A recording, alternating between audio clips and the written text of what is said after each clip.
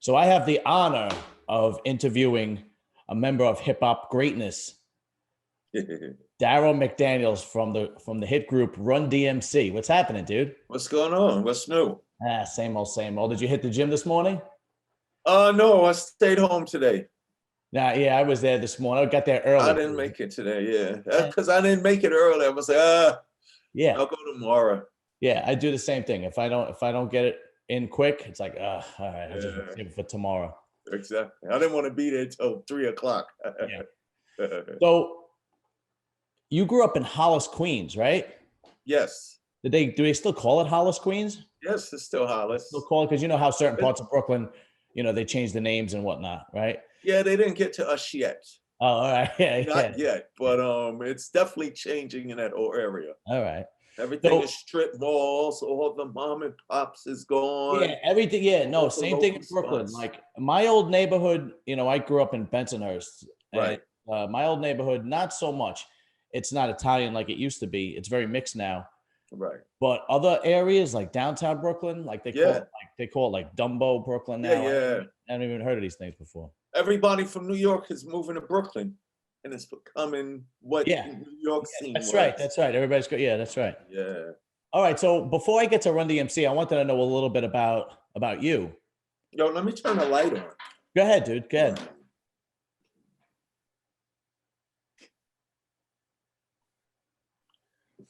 See, the sun is going down a little bit. Yeah, no, that's right. That's right.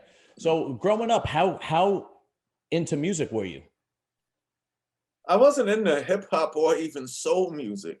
Really? I cared nothing about soul music because that was my mother and father's music. They were still cool. Right. They was, they wasn't over 40 yet. Right. So they was still having their cookouts and their Christmas, New Year's, Thanksgiving, birthday parties. Boy, you get your ass back up in that room. Yeah. So that was their music, Aretha Franklin, Al Green, James Brown, Sly and the Family Stone, all of that music of the 60s and 70s was their music. I was a kid. All I cared about was comic books.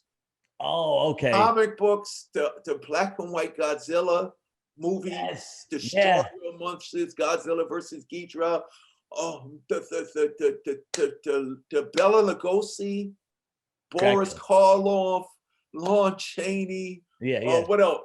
Tyco AFX cars. Oh, yeah, I had those. All of that. So that was me. But the music I did love was 70s rock radio. Really? Remember those stations?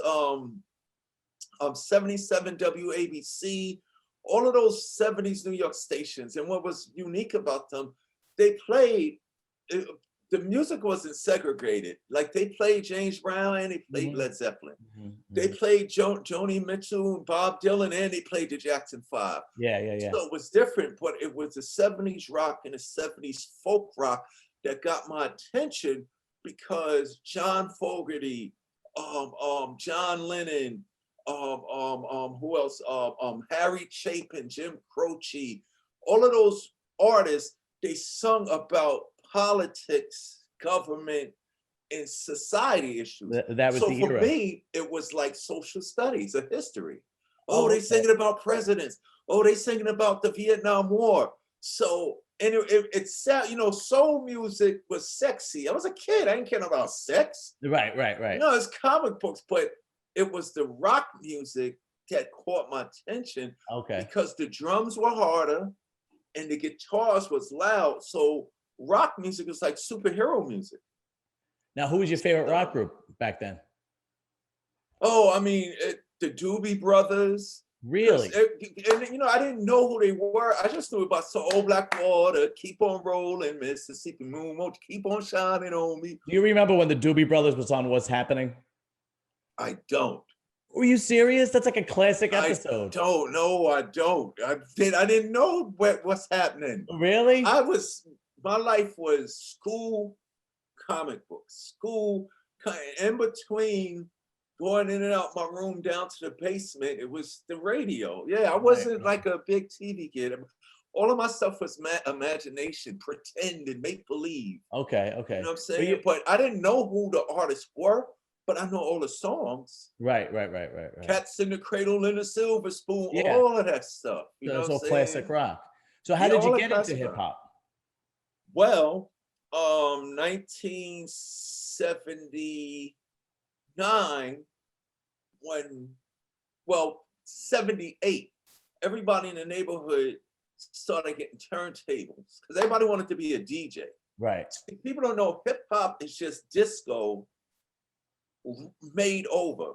Because 2 turntables, you play, the DJ plays records and people's dance. So we were young kids. We couldn't get into clubs. We couldn't get into Studio 54.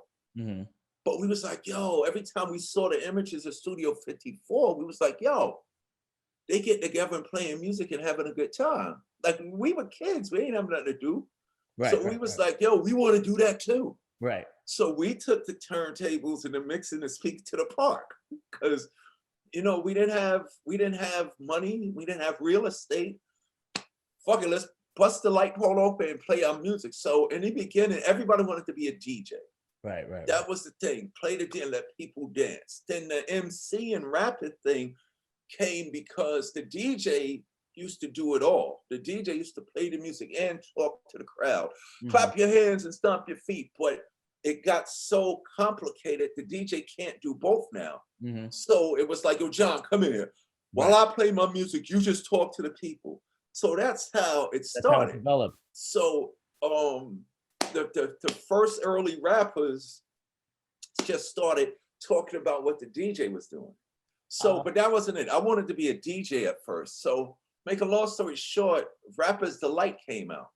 Yeah. Everybody got into Rapper's Delight. I cared nothing about Rapper's Delight. The only thing that attracted me to Rapper's Delight was the rap about Superman. Because the comic books, remember? Yeah, that's right. So Lois Lane. So and I was like, yo, they're rapping about superheroes. So now, it takes something to get your attention that you can relate to. So now I'm liking that. So when Rapper's Delight came out, I was a smart kid because all I did was read and go to school. So Rapper's Delight came out, I memorized the whole thing. So now in my little neighborhood of Hollis, Darryl McDaniels is the kid that knows Rapper's Delight from start to end. So all the bullies and all the older kids was like, hey, motherfucker, come over here. If they wasn't playing it on the boombox, it wasn't on the radio, they would make me say it. But even though it was like, motherfucker, stand here and say it, I became cool. Okay. Because now they ain't messing with me no more. Right. So now I ain't getting my money taken no more. I ain't getting kicked on no more because I'm the kid that can know the records. So long story short, Grandmaster Flash and them started putting records out. So when I heard Grandmaster Flash, I just wanted to start writing rhymes. So I was just writing rhymes for me. And that was my hip hop thing. That was 78, but I didn't make my first record until 83. Okay. And that record was? It's Like That. And that's the way it is with the B-side, Circumstance, because there wasn't no albums in the beginning. So everything was singles. Rapper's Delight, The Message, Planet Rock. Curtis Blow had the breaks and Christmas rapping, Treacherous Street, Flash, Freedom, all of those records. But our first record was a single because Run was a professional rapper before Rapper's Delight came out. Okay. Run was already 15 years old, rapping at actually parties. Okay. I was just rapping in the basement. Gotcha. It was DJs and MCs rapping in the streets at the block parties and stuff like that. But it was already DJs and MCs getting paid to do club performances. Oh, okay. So Run was the son of Curtis Blow. So 15 years old, Run was already professional, but he wasn't able to make records because his brother Russell Simmons was a manager of all of Curtis Blow, Jimmy Spicer, Houdini. So Russell was already a manager of rappers in the local New York area. Okay. So once they started making records, Run was like, yo, Russell, let me make a record. And Russell was like, no, you too young. So Run was like, let me make a record. So Russell said, here's the deal, Joey, because it's Joseph Simmons. Joey, if you get your high school diploma, I'll let you make a record. Why I gotta wait? Because if your record flops, you got something to fall back on. Right. You know what I'm saying? I don't want you cutting school, you know what I'm saying? So at least Russell was like, no, you can't show me a diploma and I'll let you make a record. So at the same time, it gave Joe something to work for. Okay. So lo and behold, hey, Russell. So Russell was like, damn, because he didn't really want his brother to, you know what I'm saying? He had no idea where it would go. Maybe it'll be popular. So when Run got the deal from Russell to make his first record, he was like, yo, that kid, Darryl McDaniels, that read the comic books, that guy got a lot of rhymes. I could put him in my group. That could help us out. So it was basically a thing where I was just doing it for the love of it. But when I got approached to finally actually do it, I was prepared. So I always tell the kids and stuff like that, you know, one hit wonders overnight. There's no such thing as overnight success. Okay. Even if a person comes out and their record's a big hit, you know, tomorrow, you don't know, he probably was doing this thing since he was 8 years old. Oh, why am I fading? Oh, I got it. You're all good for you. Saying, so how did you hook up with, how did you two hook up with Jam Master Jay? And then finally become Run-DMC? Yeah. So when we first recorded, we didn't have a DJ yet. Because we were just thinking, we're going to get our record played on the radio. Because at the time, like, kids don't understand. People don't understand. Hip hop wasn't on the radio 24 hours. It was only Friday and Saturday night.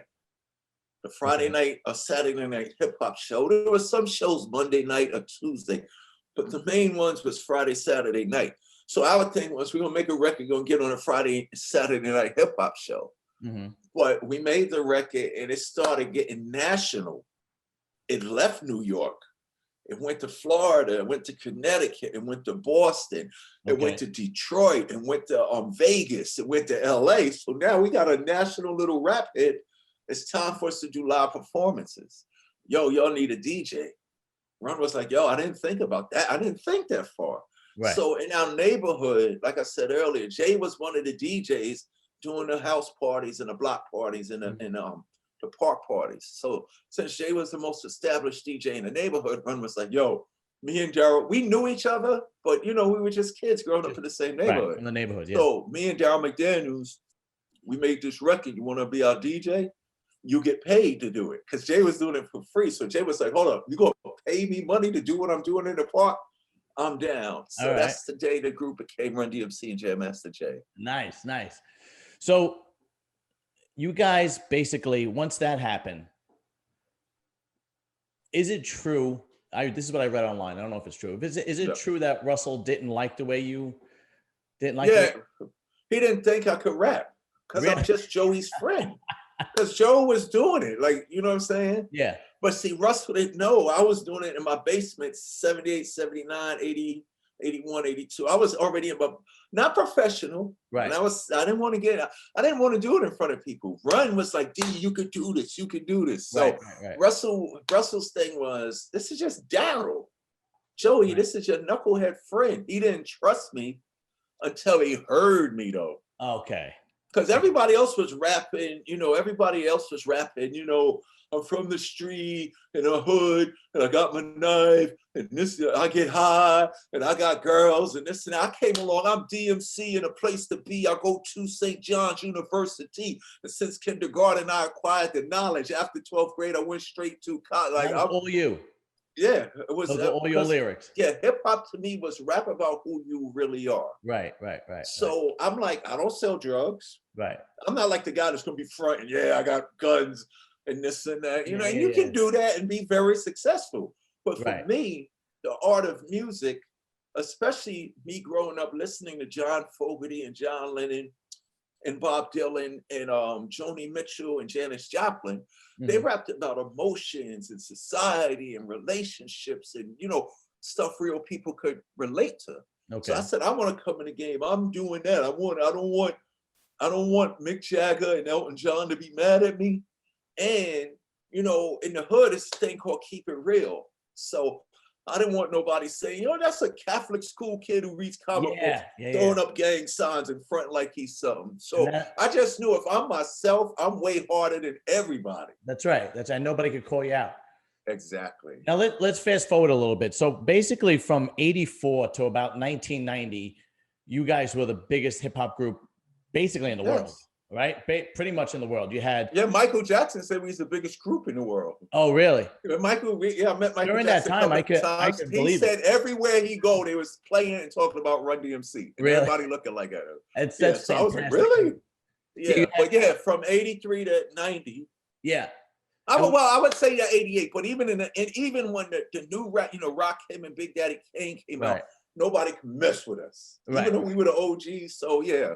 Now a little bit before that, see what hip hop heads really know that the majority of people don't know is basically you guys changed rap. We changed music. I mean, yeah. When because we put rock with rap, we changed the whole demographic of it. Like especially the way you dressed and presented yourself. Because before that, when you had like Grandmaster Flash and the Furious Five, everything was very like glamorous and they were dressing like the rock stars and the funk stars. Everybody thought they needed wardrobe. What we did to the game was we showed you could be yourself and still entertain. We didn't need costumes. We don't need no makeup. We just wear your street clothes. You can get right out of bed, throw in your pajamas and get up there and rock. But you guys became so famous for Adidas that you actually got an endorsement from Adidas at one point, right? Yeah, I don't play I tell kids, I speak at a lot of schools. I said, I don't play no basketball. And I got a sneaker endorsement just like your favorite basketball players. Now, tell me that ain't powerful. That's right. That's true. But what had happened was we made a record we was rapping about everything we love. So we made the record about Adidas before we didn't care about them. They came to us. That's great. But we just made a record, and my thing was I wanted to make a record that could show kids in Germany, kids in Japan, kids in Israel, kids in Africa that you have everything necessary for your success. Right. You just don't need to, you have to go through, find out what works for you. But if there's something that you love, you don't need nobody's permission to say that it's okay. Right. So when I wrote my rhyme, I didn't write my rhyme about, my things was always something, I don't care who you was, you could relate to. My rhyme wasn't about me with a lot of sneakers. I got every sneaker, every color, because I had 1985, we played Live Aid. That was one of my questions. If people saw Bohemian Rhapsody, I did what Freddie Mercury did. Right. At 18 years old, but I didn't know what that meant. Only 18? Or 21. I think. 21 in 85. Yeah. Okay. 1985, it was 21. So we did Live Aid. So my rhyme, I wanted to say, don't ever judge a book by its cover. All of us have amazing potential. My Adidas walked through concert. Here I am playing concerts. Right. They didn't think hip hop was going to last. Right. So I'm like, they're telling me Run-DMC is taking hip hop to rock concert level. You know what I'm saying? Like we playing venues like the Beatles play. Yeah. So, and we did on Live Aid. So I'm doing something good. So I said, my Adidas walked through concert doors and roamed all over Coliseum floors. I stepped on stage at Live Aid. All the people gave and the poor got paid. So I was writing that rhyme to brag about not the sneakers that I had, it's where I was able to make these sneakers go. So Adidas heard that and was like, yo, that gives us, because they were strictly sports. Right. We crossed them. Adidas needs to write to Kanye West, all due respect, what he's doing with Yeezys. Right. But for Run-DMC, you did that Adidas first. Needs to write a big check.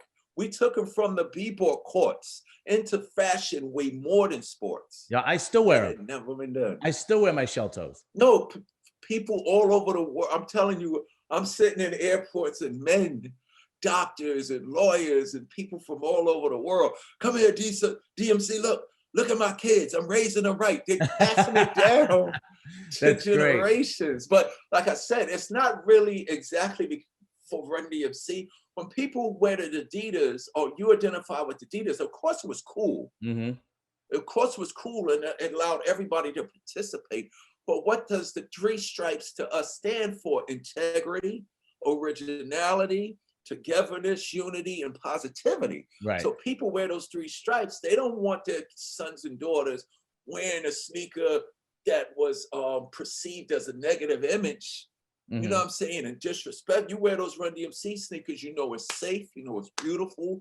but you know it's cool too at the same time. So Adidas saw that. So that thing was, it was, like I said, it was never done before. We was like, okay, they gave us $1 million and for the rest of our tours. Yeah, that's a lot of money back then. 80, yeah, it's a lot of money now. Yeah, hell yeah. So they gave us $1 million, and then they gave us we never had to pay for anything on our tour. Oh, that's fantastic. Because you know expenses, because they're gonna handle it all because they want to advertise their thing. That's great. So this is how mainstream you were in the 80s. In the 80s, I lived in Bensonhurst, Brooklyn, and you know what kind of neighborhood that was back then. That's right by the Verrazano. Right by the Verrazano Bridge. And back then, that's my boys, Lords of Flatbush. That's right. That's right. Back then in the 80s, Bensonhurst, if you were Lords of Brooklyn, sorry. Lords of Brooklyn. Lords of Flatbush was a movie. Lords of Brooklyn. Yeah, that's right. That's right. Yeah. If you were black and you walked through that neighborhood during that time, it was like you were taking your life in your hands. Oh, for sure. Yeah. But at the same time, me and my friends would cut up cardboard and put it in the street. And I had a boombox that my brother bought me. I must have took 20 D batteries, right? And we would play Run-DMC, LL Cool J, Big Daddy Kane. All of that. And we would try, none of us were any good. We would try to break dance right in the middle of the street. So many people tells me those stories. Yeah, it's unbelievable. So I couldn't, some of the accolades Run-DMC had, like you were the first hip hop group on American Bandstand. Yes. And you were on the cover of Rolling Stones. Were you the first hip hop group on the cover of Rolling Stones? Yes. And you performed at Live Aid. First group on MTV. That's right, the first group on MTV, and you also inducted into the Hall of Fame. Right, which is the second in the Hall of Fame. So how did you? I tell you, were second Hall of Fame. Who was first? Flash, the Grandmaster Flash. Oh, okay. For the message, it makes sense. Oh, that's right. That's right. Yeah. So when you went mainstream, it's a two question. How did you feel about going mainstream, and how did your predecessors feel about you going mainstream? Well, until they heard us speak about them, because they the ones like the greatest rappers ever. It's not Eminem, it's not Jay-Z, it's not me, it's not Lil Wayne, it's not Biggie, it's not Pac. The greatest rappers in the history of the whole culture is everybody before recorded rap. After rappers alike, you give these rappers and these MCs accolades based upon their record and commercial existence, which is good. It's two separate things. But the greatest rappers in history, the greatest period in hip hop history, is the time before recorded rap, when these young boys and girls were doing it themselves, coming up with all these raps, sampling all this music, creating all of these beats. So when we got in, of course, the people before us was mad at us because of our commercial success. But when they read every interview, saw every interview, read any book and stuff like that, and we say we do this because of them, then that changed their perception. And then the people at the time, we just showed the people at the time, if you come right, if you come as you are, like Nirvana would say, come as you are, you can be successful in this music business. Because but prior to us, people didn't think we was a legitimate form of entertainment, a legitimate genre. So Run-DMC comes along, doing the rock, doing the fashion, we changed culture. It was different. We wasn't just making records, we changed culture. So that gave birth to the Beastie Boys and De La Soul and Tribe Called Quest. That's what we did. But to answer your question early on, everybody before us was a little mad because of our commercial success. But then they saw we never allowed rap to get polluted from what it really was. Even when the Beasties came along, we was like, we don't want you to be white dudes trying to act black. You can rap, but be who you are. That's why they were so successful. That's why Eminem is so successful. So Run-DMC, we made hip hop rock and roll. Right. You know what I'm saying? We allowed hip hop to play on radio. We allowed hip hop to tour. Nobody was touring until we came along. That's right. Fresh Fresh 1, Fresh Fresh 2, Raising Hell to we changed the whole thing. But that's because of our inspirations. We said we're going to do hip hop the way the hip hop creators did it. and we're going to present it in a way where John Fogerty and John Bon Jovi and Tina Turner and Cher and everybody could respect us. Okay. You know what I'm saying? But in the beginning, of course, there was hate because we were so successful. And even after we allowed all these people to come in, everybody was coming after us. Right. There was so much competition. So, you know, for me, I was like, you know, I didn't have to, you know, battle and attack like KRS-One. I didn't have to rhyme like Rakim and Coogee rap. You know what I'm saying? I'm a little kid. To me, I'm the baddest superhero in this hip hop universe. Yeah. So I don't need to do a whole record coming at nobody. I could just say 4 lines. I'm the king of rock. There is none higher. Done. You know what I'm saying? So right. I always kept it to presentation and presence over performance and trying to say, look at me. Right. And I think people respected that. Okay. Now come full circle and the 1990s come around and hip hop changes again.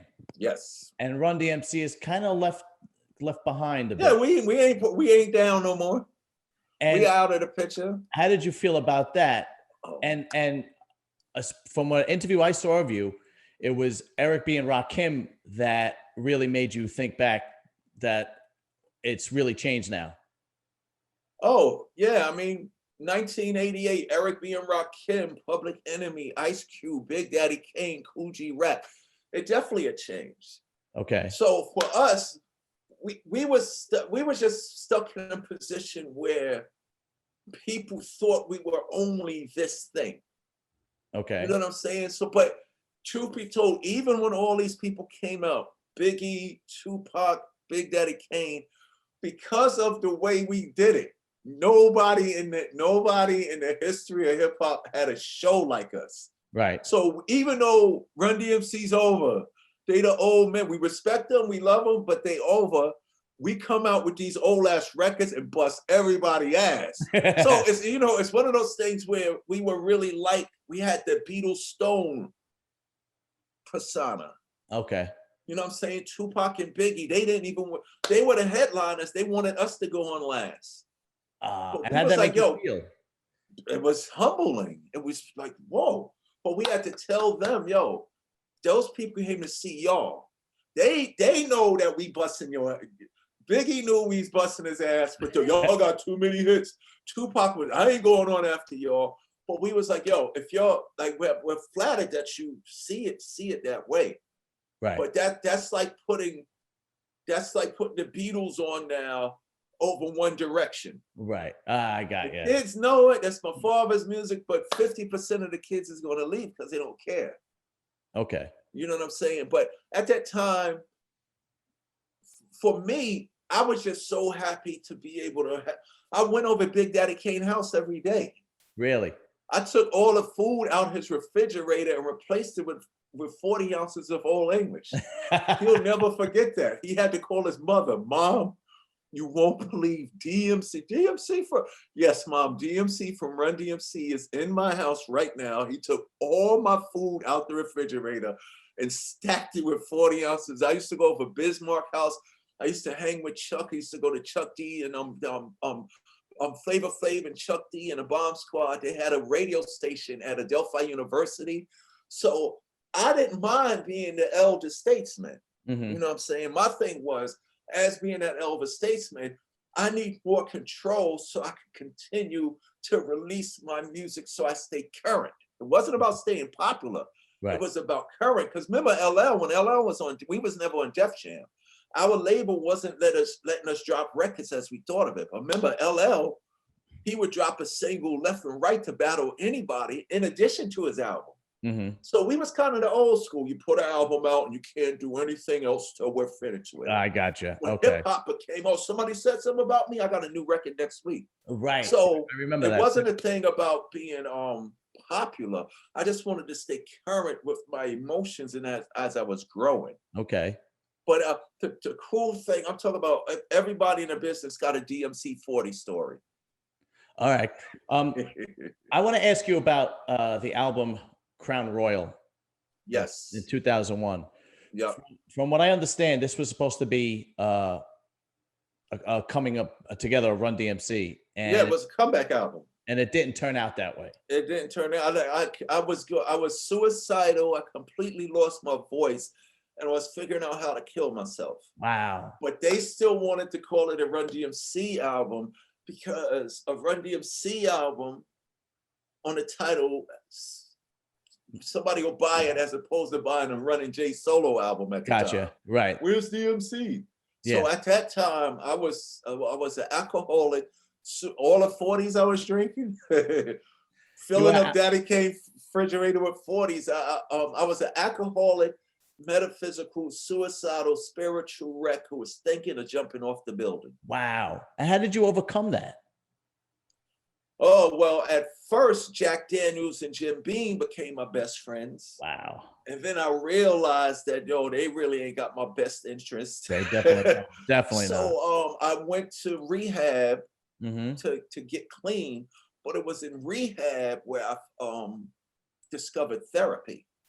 Okay. So as a man, and the funny thing about it, I probably would, once I went to therapy, I realized that I had this behavior mm-hmm. that wasn't healthy way long time ago when I first started drinking. Yeah. To compete with the expectations of everybody else. Okay. Like for me, I'm making a record. I'm not making a record to be famous. I'm not making a record to get money either. I'm not making a record to be known. I'm making a record because I got something I want to get out of it. Okay. And music was I was a shy kid that read comic books. But I won't talk. I talk now because I had 39 years of being on stage. Right. But prior to that, you wouldn't know who I was unless you heard it on a record. Right. I'm DMC in the place to be. I go to St. John. So now you ain't gonna ask me. I could just be quiet around you because you're gonna say my rhymes when you see me. And that was your outlet. So rapping was your outlet. It's Christmas time. Oh, dear, what was your life like? It's Christmas time in Hollis, Queens.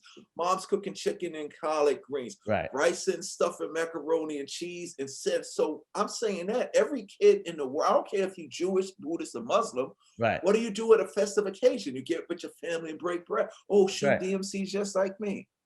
Right. Everybody was like, Run talks a lot. Jay's the cool one. And he's the DJ, he's fly. Jay got all the swag. That guy DMC never speaks unless he's on the mic. Who is DMC? So I said, it's funny too. I said, people want to know who I really am in our world, John. Right. This world here is fantasy too. Make believe.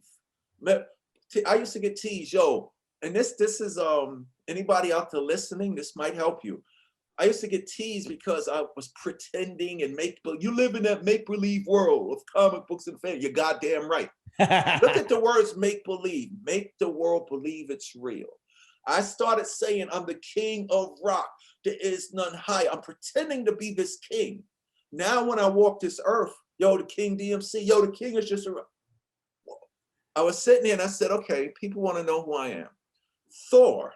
Because I was a big Marvel Comics fan. Okay. Why did I love Marvel comic books? I was a kid who couldn't leave my block.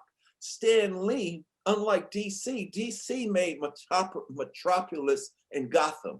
Mm-hmm. Fictional cities trying to be in New York. Stan Lee said, no, I'm going to put my superheroes really in New York. So as a little kid, every time Spider-Man was from Queens, that's right.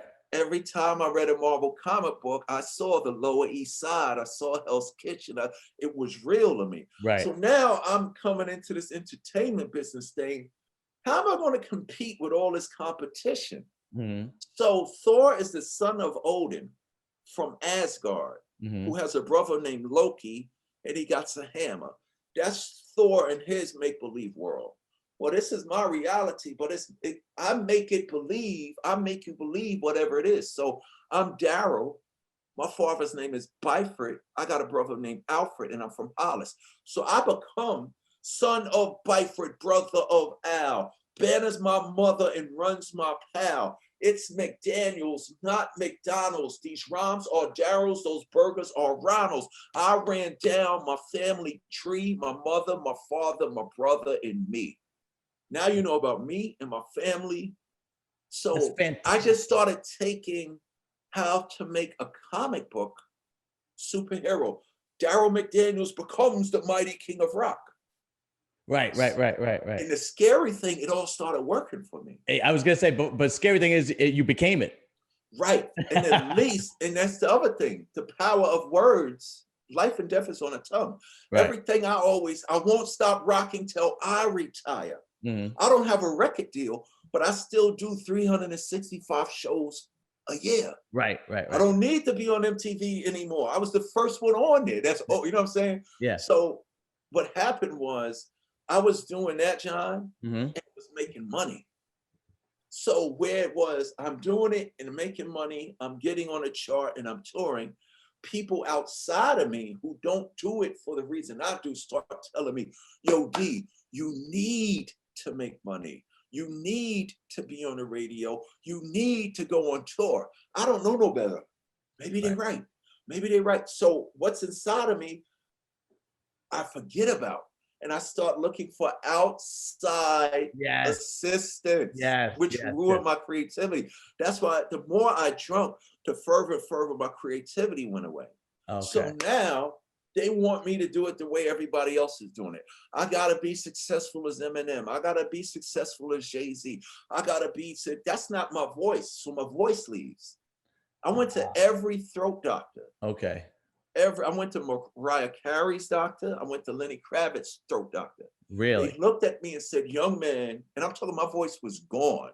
I could hardly speak. Really? They said, they did examinations on me. They said, young man, there's nothing physically wrong with you. It was all mental. Wow. So it wasn't until— Power of the mind. That's amazing. Yeah, it wasn't until I went to rehab and then went to therapy, started talking about my feelings. So I was diagnosed with suppressed emotions. My doctor said the reason why I was drinking so much is I really didn't want to tell people how I felt. No, I don't want to do that. No, I don't want to go to that event. No, I don't have to be on the red. I don't need to make money right now. I don't want to sell my soul for $10 million today. I'd rather make $10 million over the next 10 years. Okay. Why? Because it's a process, it's a journey, and it's experience. You give me the $10 million now, that means, okay, I got to give my agent 20%. I got to give my manager 20%. And if I do so happen die, y'all just gonna move on to the next person. So would you say that was the one, that's the reason why Crown Royal didn't work so well? I don't think Crown Royal worked because it wasn't J being J, Darryl being Darryl, and Joe being Joe. Okay. At that point, you know, the producers, it was like, every hit record we made. Because wasn't that during the same— Rick Rubin never wrote anything or did anything for us. As a producer, Rick Rubin never created anything. Okay. He just told us we was going to sample walk this way. He said, don't do it over the, which is brilliant. He said, do it over the way Aerosmith did it. On when we was making It's Tricky, he said, rap here, put the guitar. He never wrote it. Run-DMC worked when Darryl was being Darryl, Jay was being Jay, and Joe was being Joe. Okay. We got to the point where, we need to be on Hot 97. No, we don't. Right. You don't never need to hear my record on the radio again. Right. So, but Crown Royal did do decent. It wasn't like a complete flop. No, because everybody rushed to see what it was going to be. I got you. And I mean, it was a flop. It wasn't a complete flop. And Run, since he ain't got his man D, he went out and worked with Fred Durst. He went out and worked with Third Eye Blind and all of that. Is that what you wanted to do, or you didn't? No, I wanted to do it. I wanted us to be the band and bust Third Eye and Limp Bizkit ass. I got it. I need to make it. Like I had a. It's my ego is bit of an competitive. But it's not competitive. It's creative. Okay. I got a better song than Nirvana. Right. Let me make my song. Right. You know what I'm saying? But at the time, I didn't have no voice, so I couldn't tell anybody anything. Oh wow. Okay. So yeah, Crown Royal wasn't a complete flop, but you know, it was a flop. Yeah. Well, I think it would have been better if Run would have just made it for him. Yeah, it sounds like the timing was off, and it sounds like you were going through a lot, and it sounds like you and him weren't on the same page as you used to be. Well, right, because he had 6 kids. He wasn't even, when we made all our music, we was touring. Right. So every record was made because we was touring. Okay. You know what I'm saying? So during the tour, you got all this time to be together. By the time the tour ends, we got the next album. All right. After the Raising Hell album, or after the Tough and Leather album, you know, Jay went and started a record company. So now Jay is producing. Mm-hmm. He's not with us 24/7. So we was kind of like all over the place. So Jam Master Jay goes on and he starts his own record company. J Records. And tell us who he discovers, because he discovers a couple of great artists. Discovered 50 Cent and Onyx. That's amazing. Yep. He discovered 50 Cent and Onyx. Now, and let's see, it was October 30th, 2002 when tragedy struck, right? Yes, he got shot and killed in his studio. Wow. In Queens, New York, and it was just last year, 2020, they finally arrested somebody. 18 years later, they made so it took 18, and that's because the police officer and the police officer on the case, even though he retired, he forced the feds to not drop the case. Really? Yeah. Okay. And they stayed persistent. The 2 guys was always suspects. It wasn't like this was a big revelation. Right. They just needed proof. So in your estimation, did they get the right guys? I guess so. I don't want to say no because I gotta get the police ain't talking to me and Run. They talking to his wife and kids. I got you. So when they can, but as of now, like I said, these guys, the 2 guys were always suspects. So something must be right because they in jail still. Well, the other guy was in jail for something else, but the trigger man is in jail. I didn't want to see, like, we another unsolved. Right. You and I have spoken to Jim, and I am a huge music fan, especially hip hop, because I grew up, like I said, in the 80s into the 90s. Yeah, that's when it kind of hip hop transcended into the white community. Yeah. And I could show you pictures. I mean, when I used to come out of high school, if you didn't see my skin color, you wouldn't know what color I was. I had the hat on backwards and the flannel jacket. Of course. And, the Carhartt boots and my pants. My parents used to scream at me because I wouldn't pick my pants up. The baggy pants. Yeah. So one thing that I wanted to ask you is Walk This Way, when you made it with Aerosmith. Yes. Supposedly Russell Simmons forced you guys to do it. You didn't want to do it? No. It wasn't that they forced us to do it that way.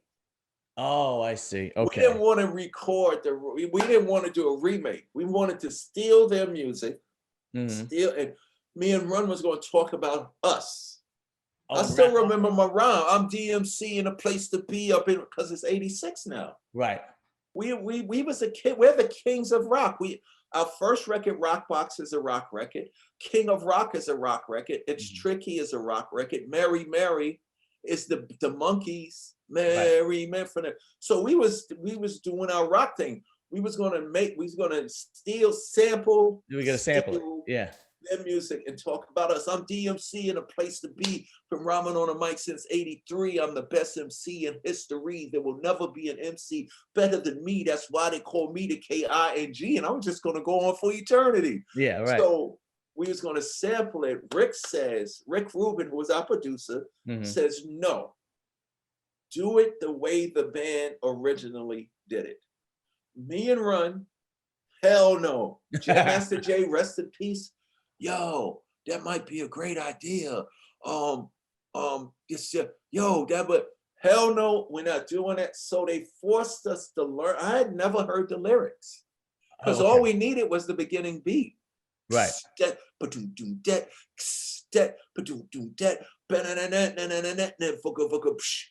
We're gonna loop it and keep that going. And up until we went into my basement to let the record play. Because the DJs never let it go that far. Okay. So up until the day Rick said, here, take a pen and paper, sit there and let the record play, learn the lyrics. I had never heard the music. So we let the record play. We put the needle on the record. It's a and then Steve came on Backstroke Lover. Hell no. this is hillbilly gibberish. Yeah. This is country bumpkin music. This is like, you know what I'm saying? Yeah. No, we don't want to do it. So what they did was they made us do the record that way. And we did it. And here's the funny thing. We told them, y'all can be happy. The version that you hear now, the famous one, me and Run thought we had power because we're Run-DMC. We told them, don't never put this record out as a single. Really? They put it out behind our backs and it changed the world. That's great. And hold up, the other thing was this too. It took us about a week to come in to do it. But while they was doing it, Rick Rubin goes up to Boston and gets Steven Tyler and Joe Perry and brings them to the studio to do it over with us. So I think that was a changing thing. If we would have did it the way we did it, it probably would have never, you probably would have never known about it unless you had the album. Okay. If we would have sampled it and just rapped over it, if we would have did it the way they did it without them, it'd have probably been something to remember, but it never would have changed the world. The fact that we did it with them. Right. Like you would have heard it, yo, Run-DMC did Walk This Way Over. Cool. But the fact that we did it with them gave birth to Korn, Limp Bizkit, Rage Against the Machine. That's right. I didn't even think of that. All of those dudes said That's y'all right. created rock rap genre because of Run-DMC and Aerosmith record. I didn't even think of that. Yeah, no, we was like, but y'all would do, yeah, we were doing it already, but y'all made it an official genre. Right. You know Now, how much influence did Russell have in pushing you guys mainstream, or is it something that just happened overnight? I mean, it's a combination of management and a record label. Okay. They knew they had something, but at the same time, they couldn't explain it. I see. Okay. You know what I'm saying? The famous accountant Burt Podell, that was Biggie's accountant, when he said, "I take my money to Burt Podell." We had Burt Podell too. Okay. Burt Podell did everybody in the business: Madonna, Run-DMC, BC Boys, Biggie, Diddy, everybody. So Burt passed away a couple of years ago, but he said, "Man, these guys were just bringing checks and putting them in the bank and had no idea where they were coming from." So it was a thing where I think it was because of this. The fact that we grew up using Aerosmith's music gave us a connection to them. Then the fact that since we were already bonding with them, when they came to show up to do it with us personally, we already felt like we knew each other. Oh, that's fantastic. So that's why when Walk This Way got on MTV, look, they say the way MTV is or was, because it don't even show videos no more, is because of what Run-DMC and Aerosmith did. Oh, totally. It became diverse. Like it became diverse. And when Steven Tyler takes the mic stand, like Run-DMC, right now, Run-DMC and Aerosmith, we should be the new administration in the White House.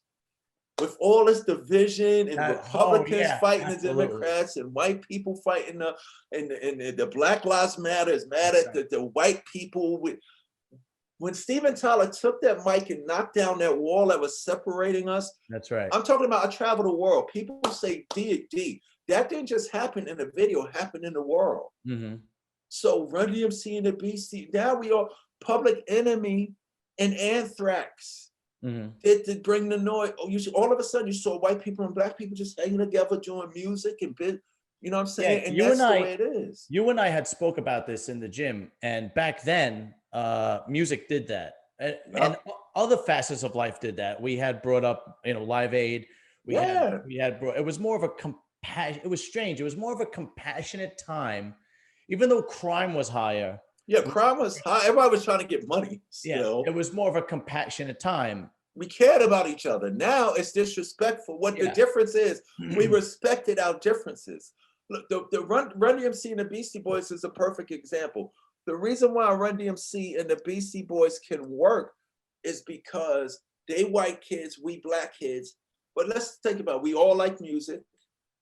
We all like hamburgers. Right. We all like soda. So music was able to bring the commonality. Okay, you're Muslim, you're Christian. We both pray. Right. So Run DMC was, oh man, we dress different. No, we don't. We just wear different clothes. Right. Yeah, that's right. We talk different. No, we just use different words. But why do you think today it's so divided and nobody's even trying to bring it together? No music, no. Because everybody's power hungry. Okay. Everybody's want control.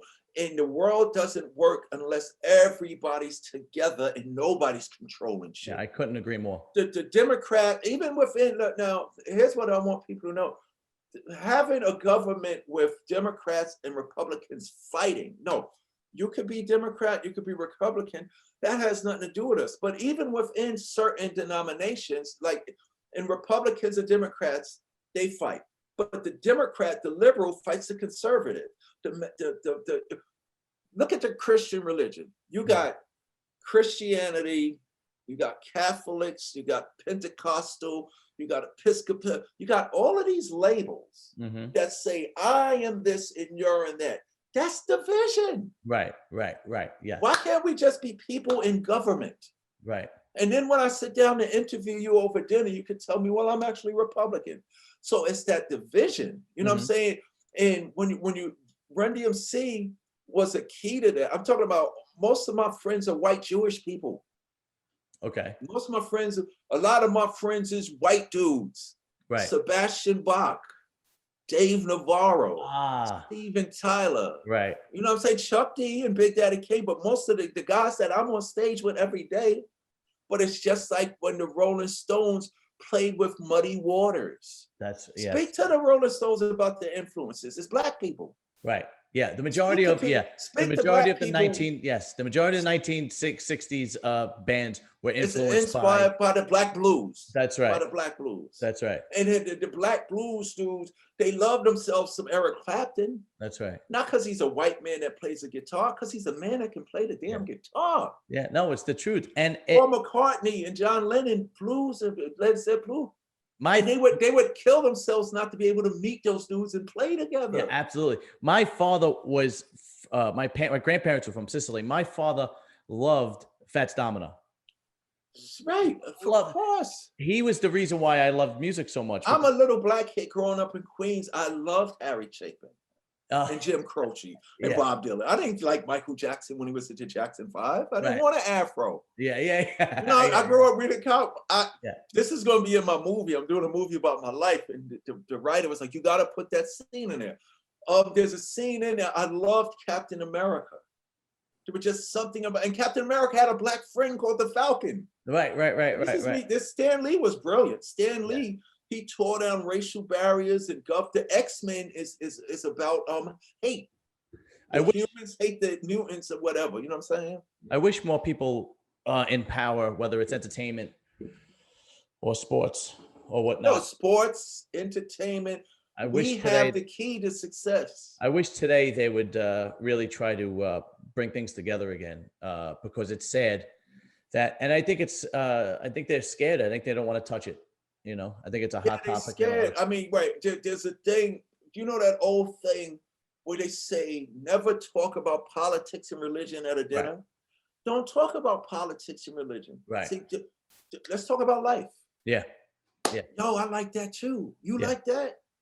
You know what I'm saying? The funny thing is when Run DMC came out with Rockbox King of Rock and Walk This Way, this goes even deeper.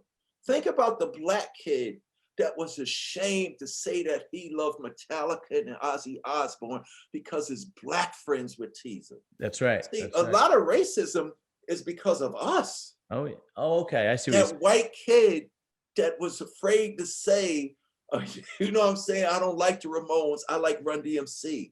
Yeah, no, but it wasn't until we got on MTV. That was me. It wasn't until Walk This Way. I got black kids up in the Bronx. I'm talking about in 1980s Bronx who said, man, I don't got to wear my Grandmaster Flash jacket over my Ozzy Osbourne t-shirt no more. I can walk out and nobody tease me. Yeah. See, I was the flip side of that. I was the flip side of that.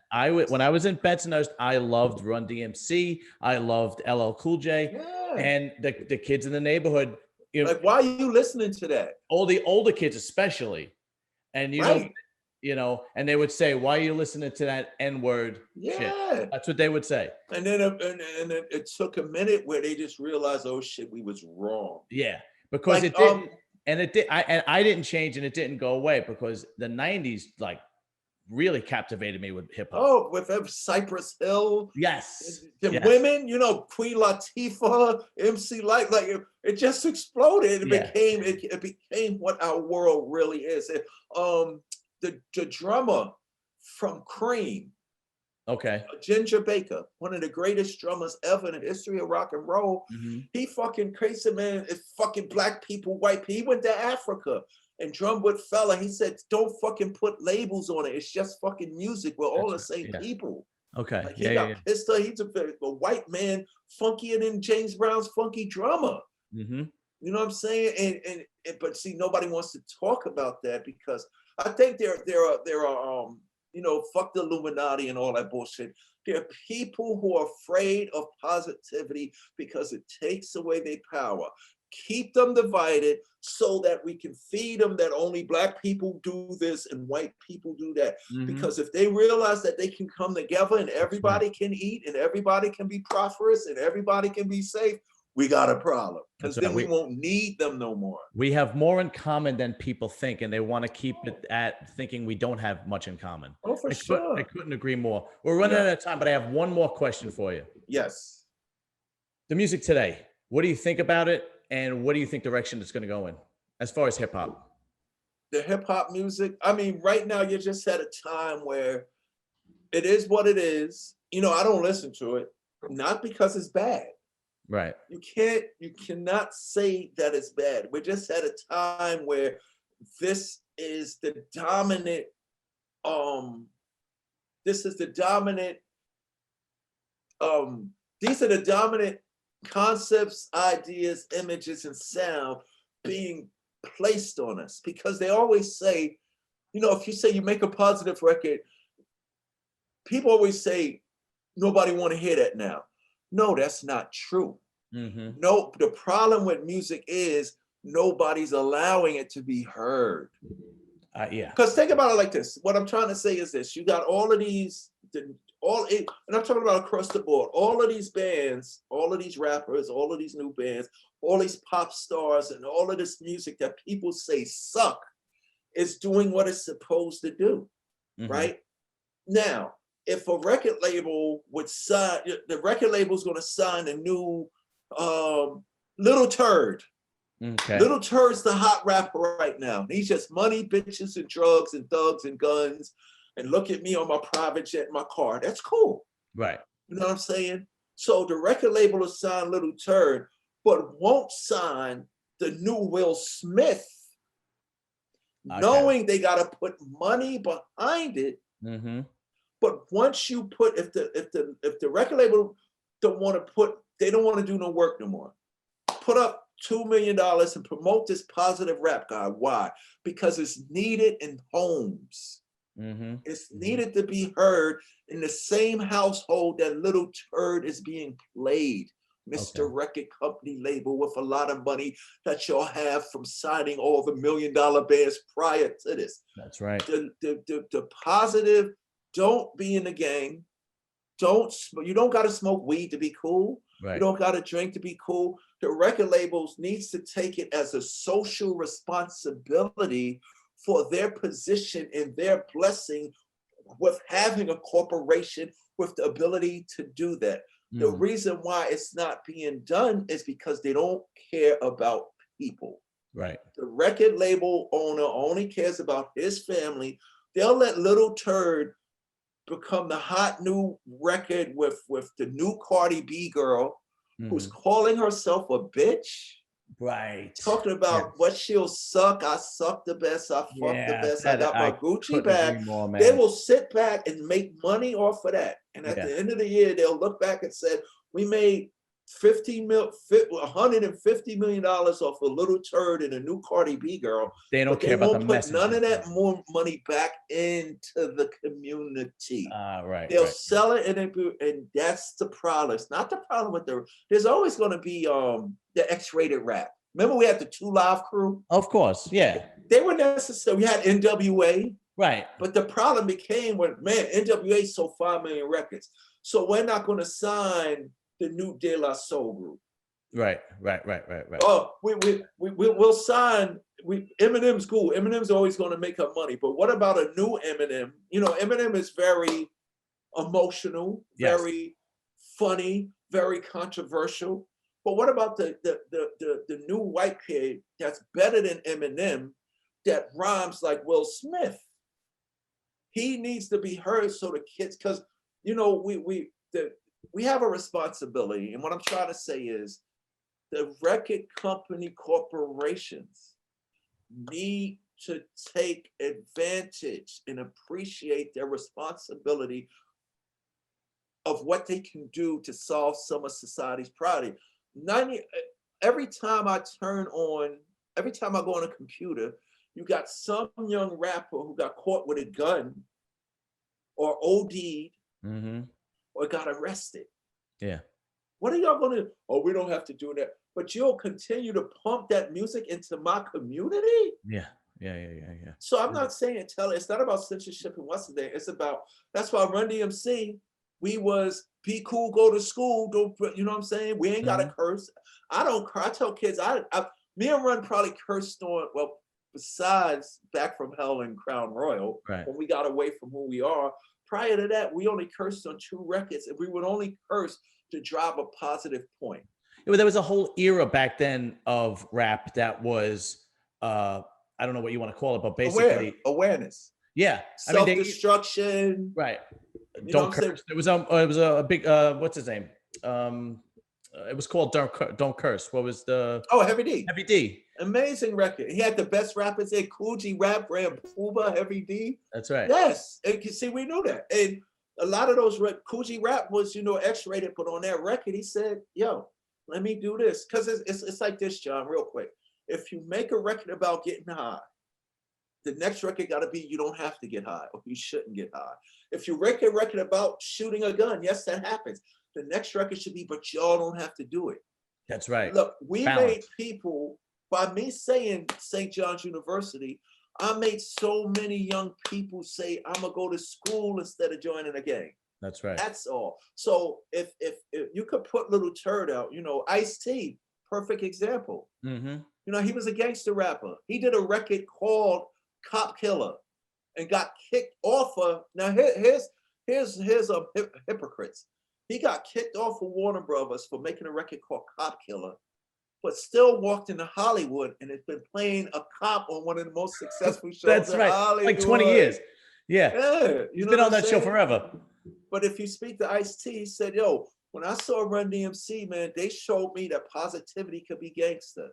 You got to give the alternative. So I guess, when you set your media company up and you get your talk shows and your TV shows and all of that going on, it's up to us because it's already in your head. So you're not going to be that executive that's going to say, man, I'm sitting here with $50 million in the bank. Let me go do this for the kids where I come from. See, the labels don't do that. The labels is making a lot of money off of all of these rappers, you know what I'm saying, and not putting nothing back into the communities. You're getting the rappers out of the community. Right. But then those rappers is leaving 100,000. And just real quick, see, that was the difference with Jay. Of course, he was around drug dealers and motherfuckers selling drugs. He wasn't selling them. Right. But the majority it took 2 people out of the 50 people that Jay was with. Jay would bring people in, yo, you can't come in with no guns. You can't bring them drugs around here. Yo, you don't got to rap, but I'm going to teach you how to be a sound engineer. I'm going to teach you how to be a manager. You can't rap. I'm going to teach you how to manage so you could go back in the hollers and find yourself 4 rappers that you can manage and start your company. Jay was like, okay, yo, here's the deal. Jay would tell people like this, yo, you go to school and get your law degree, I got you. I'll get you a job. Like you'll work for 50 Cent. You know what I'm saying? Yeah. So when they shot Jay, they killed so many careers. It's you know what I'm saying? So tragic. Yeah. D, listen, man, I know you got to go. I really appreciate the interview. Yes. I got to come back on. This was just my initiation. Oh, that would be awesome. I would love it. And then, maybe you could, maybe you could come on with somebody else. Oh, yes. Well, matter of fact, check it out. I'll quick plug, new song coming out, produced by Bumpy Knuckles. A lot of y'all might know him as Freddie Fox, but it's a new song produced by Bumpy Knuckles featuring DJ Jazzy Jeff. Really? Ice-T. Get out of here. That's Chuck awesome. D and DMC. That is awesome. And it's called Me and My Microphone. Oh, that's fantastic. And it's brand new DMC, Jazzy Jeff, Ice-T, Chuck When D. is that going to come out? Probably March. Oh, that's going to be great. I'll look out for that. Definitely. Yeah. I'll get Ice-T and everybody on your show. Oh my God, that would be fantastic. Then we could talk gangster rap, hip hop, and everything. Oh, definitely. That would be fantastic. Yep. D, thanks a lot, man. Thanks for everything. And I'll see you in the gym. I'll see you in the gym. Keep on rocking, John. All right. I'll talk to you soon. Thank you.